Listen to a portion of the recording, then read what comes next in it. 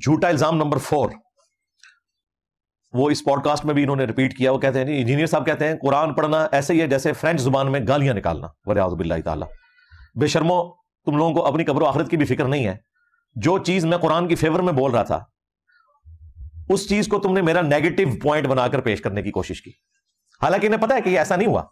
पूरे कॉन्टेक्स्ट में बात चल रही थी। मैंने कहा था कि देखें, अगर आपका कोई दोस्त फ्रांस में गया हो और वहां से आपको फ्रेंच लैंग्वेज में कोई खत लिखे, तो आप कई एक लोगों से राब्ता करेंगे कि उसकी ट्रांसलेशन करवाएं। पता लगे कि डॉलर ही ना भेजे उन्होंने, यूरो ही ना भेजते हो।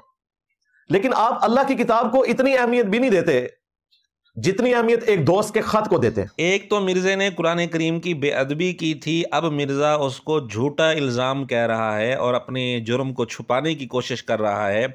हम मिर्ज़े की असल गुफ्तगू सुना देते हैं, फिर फैसला खुद कर लें कि मिर्ज़े ने क्या कहा था। अब उस जुर्म को छुपाने के लिए मिर्ज़ा ने फिर झूठ कैसे बोल दिया। ये तो आपने सिर्फ एक जुमले ही बोले मैंने जी। जब मेरी ख्वाहिश होती है कि मैं अल्लाह से बातें करूं तो मैं नमाज पढ़ लेता हूं। जब ये ख्वाहिश होती है कि अल्लाह मुझसे बातें करे तो मैं कुरान पढ़ लेता हूं। अल्लाह ने कितों तुहाडे नाल गल्लां करनी, तुसीं पढ़ भी लो, तुहानूं पता ही नहीं कि मैं गल्लां करदा है। वो गल्लां कर रहा है, वो इंज ही है गल तुहाडे नाल कि ऐसे कोई बाहर से बंदा कोई फ्रेंच आ जाए और फ्रेंच के अंदर बोलना शुरू कर दे, भावें तुहानूं गालां भी कड्डे ना, तुहानूं पता नहीं लगनी उन्हें क्या। इसीलिए वो अरबी तो गालियां भी निकाले तो मेरा पाकिस्तानी को तो नहीं पता चलेगा। इस गुफ्तगू में मिर्ज़े ने वाज़े तौर पर कुरान करीम को, अल्लाह के कलाम को फ्रेंच की गालियों के साथ तशबीह दी है, वाज़े तौर पर। लेकिन फिर मिर्ज़ा मुकर गया और कहता है मुझ पर झूठा इल्ज़ाम लगा रहे हैं।